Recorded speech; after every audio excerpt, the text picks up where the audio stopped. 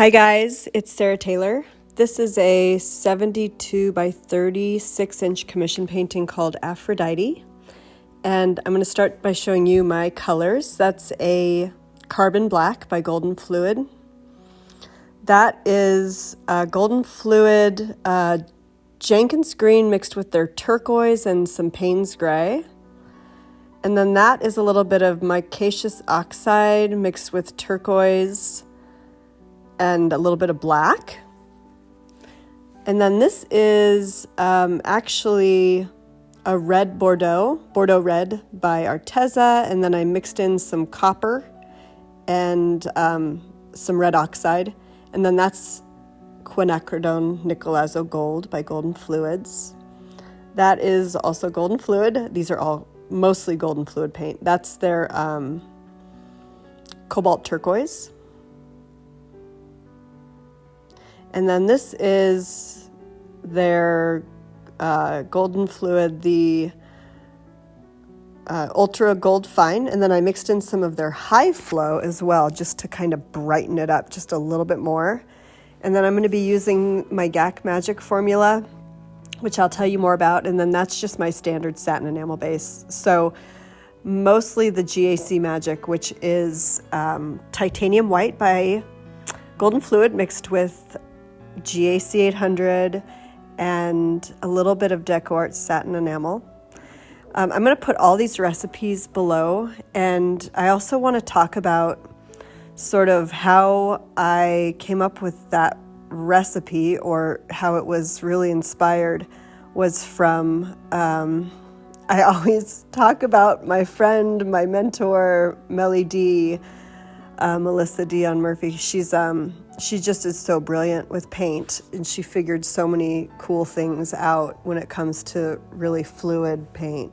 So she did some paintings a couple of years ago, 2-3 years ago, a while back, where she had used Golden Fluid paint, and then she was getting the cloud effect, but the Artist Loft Flow White did not work, so she created a white mixture, but she actually used Liquitex pouring medium and then the titanium white with a little bit of the decoart satin enamel.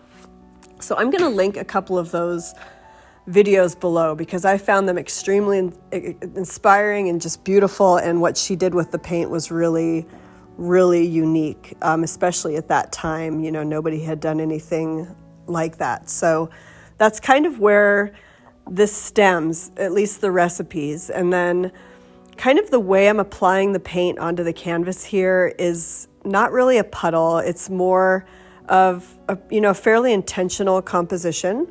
And I did actually take a pencil on this. This is a canvas board that I had made. So it's actually a solid piece of wood underneath the canvas. It's a full panel with a nice canvas stretched over it. And I really like this for fluid painting because there's no sagging or pooling that happens. So I've got some other inspirations here. There's some fluid artists that I love and follow that, use a lot of Golden Fluid paint. So I've been just kind of trying to experiment with this concept, and I did a few small paintings using this method, and I really love this sort of ethereal look, and the way that Golden Fluid paint sort of blends with that GAC Magic with the white mixture. And then I did use some of my regular satin enamel base coat as well, but I made it really thin like the rest of this paint. So yeah, it's, I kind of get the blow dryer out and really make it the composition that I want it to be. And this is really, what it is, I think, is that it's really high quality paint. And just watch, those colors, the way they sort of just explode out into the white paint. And then it does create some sort of pearl-like lacing just because that satin enamel's in there. So yeah, this is a commission for a friend that lives here locally in small town Idaho. We're on a lake here, and she's on the water, but she has this, not right on the water, but close to the water, but she has this really sort of modern, slightly rustic, but more modern feel to her home. And I'm hoping to post some pictures after it's been hung in its final location, so you can kind of see where it ended up. And yeah, this was a lot of fun. These large paintings are a lot of work, a lot of kind of labor intensive. It had to be on the floor. So it was really fun though. And I did quite a bit of touch up while it was dry. And I'm going to show you a little bit of that at the end. And I'm also going to show you some dried results and staged results at the very end of this video. So stick around. I hope you love it. I'm really having fun with this technique. Just this paint is so special. And I've been asked if you could do this with a different brand paint. And honestly, I think you could. I think you could create a intentional composition with fluid paint like this. It just has to be very thin, and you have to use the appropriate pouring mediums so it doesn't, so the pigment stays intact. If you add too much water to some paints, the pigment's going to sort of fall apart and not adhere very well to the canvas, or it just can do some interesting things on you. So I'm happy to answer any questions, and I hope you have a really beautiful day, and take care. I've got a bunch of links below to some different things that I do. I offer private classes on Zoom, and then I've got a Patreon account, which is sort of full right now, but there's a supporter level for a small amount a month, where you get some private content as well. I sort of do some teaching videos that I have posted on there as well. So thank you for being with me. It means the world. Your support is what keeps me going and keeps me painting, and I'm just so grateful. So, all right, enjoy your summer. I'll be back with some more paintings soon. All right, take great care. Bye-bye.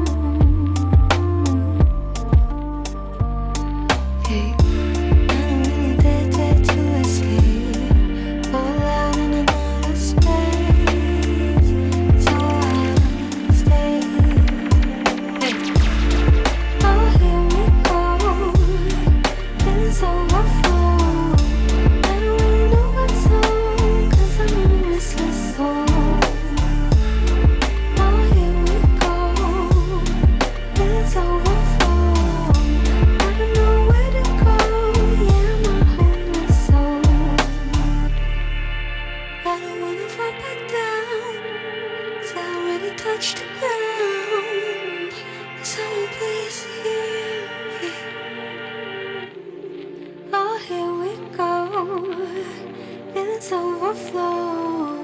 I don't really know what to, 'cause I'm a restless soul.